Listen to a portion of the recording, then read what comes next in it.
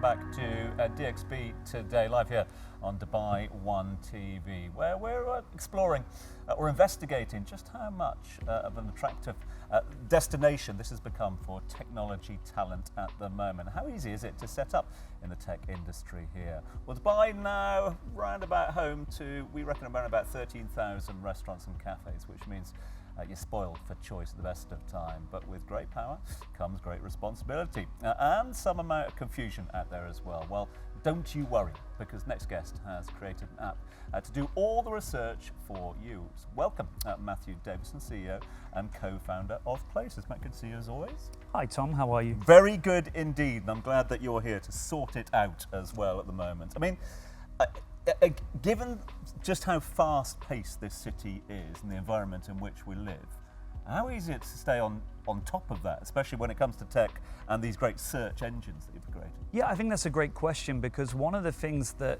makes Dubai great is it's fast-paced. You've got 200 plus nationalities here, so much happening.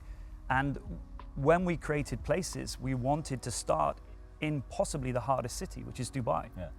Because if you can crack Dubai, I think everywhere else just seems to become much easier from then onwards. Yeah. And in terms of the information, I mean, there's just overload of information there. How are you staying on top of it? I mentioned the word the number 13,000 there, but that's constantly changing all the time. Again, is it just data-driven solutions that are making it easier at the moment? Yeah, I mean, at Places, what started the business is the fact that technology is moving forward.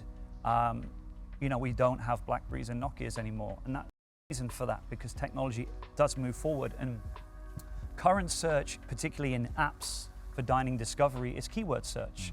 You just write Italian or shawarma. But unfortunately, the world is moving forward now into what's called contextual searching, with natural language processors and large language models coming onto the scene. But for a very specific industry like food and beverage, what we did is create our own lightweight model. So the way I describe it to people is ChatGPT or Gemini, that's all of humanity's data. And every time you ask it a question, it's got to dive into that data and look around everything and find what you're looking for, which is why sometimes you get different answers or different variations of answers to the same question.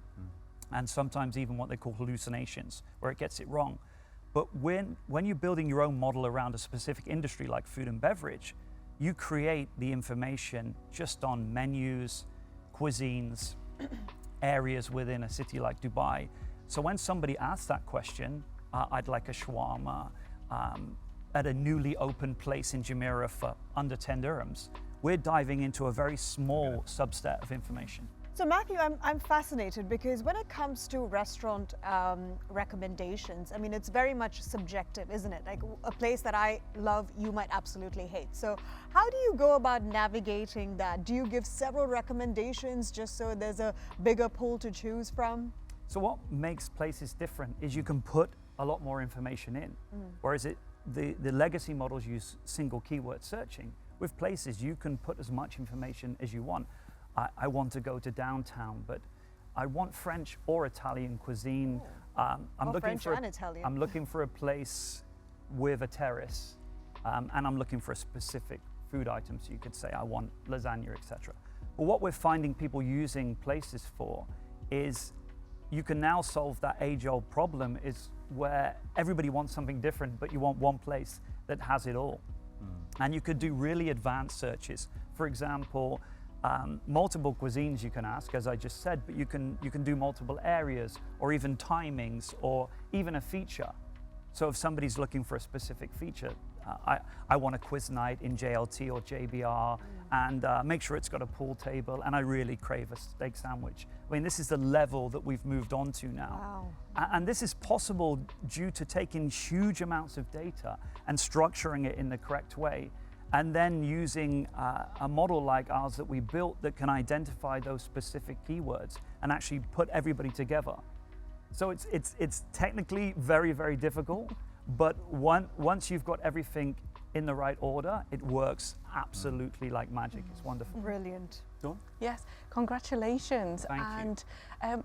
So one of the things I know would be of interest is How do you optimize the profile? Do you do that, or is that one that each individual business would do? So who is ranked at the top and in what order? Again, a good question. What we do at Places is, I mean, we've recently launched. I mean, we soft launched in the summer, by the way, and we officially launched in October.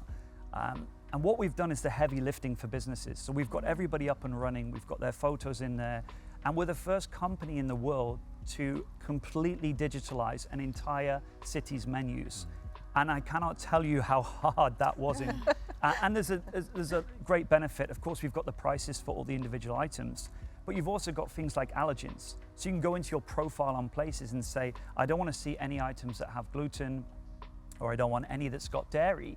And then when you do a search, the menu actually hides those items for you. So you see only what you can eat. So there's a lot of personalization in the product, but we've just got started.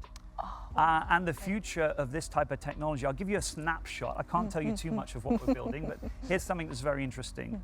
So Tom, Dawn, we've just met for the first time, and I don't know anything about you, but Places does. I can just say I'm with @Dawn and @Tom.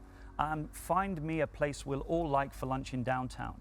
Then it will look at what it's machine learned about you. It knows that Tom always likes valley parking, you always like a nice terrace, or you like particular food items. It will make sure that it picks something that works for all of us.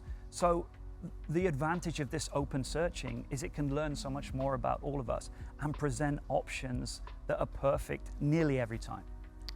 Sounds incredible, Matthew. I've got to ask, have you got any tips for anyone that would be wanting to start an AI business? How would you direct them? Yeah, I mean, this is now my third business in the UAE, and I kind of saw this coming AI a few years ago, and I actually told everyone around me, I said, look, I was known for being particularly in the motor industry, and I said, look, I'm in love with where this space is going, and I'm going to disappear and learn everything I can.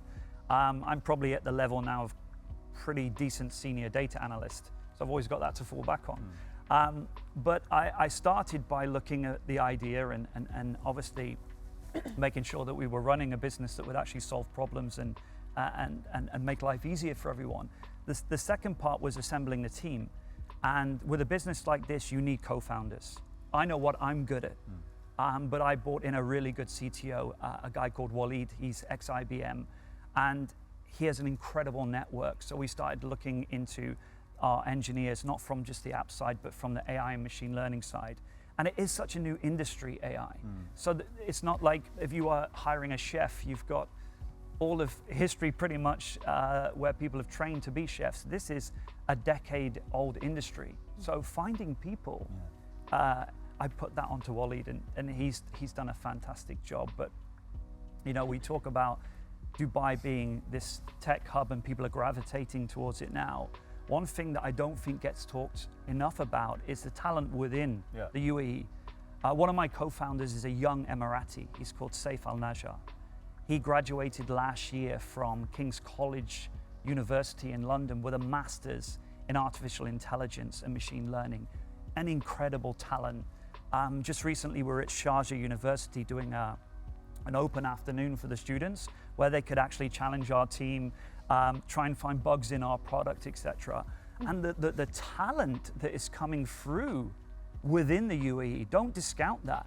And I believe what's truly going to make Dubai a tech hub is not just the fact that the leadership in this country is also making it very attractive for talent to be here, but they're fostering incredible people within the country. Matthew, I can't wait to download this because this is music to my ears. We all enjoy a good meal, especially in a place like Dubai. So this app is a dream come true. Well done, you. Well, you need to go to placesuae.com. The app is free, by the way, for everybody, Android and iOS. And here's the great thing, fully works in Arabic.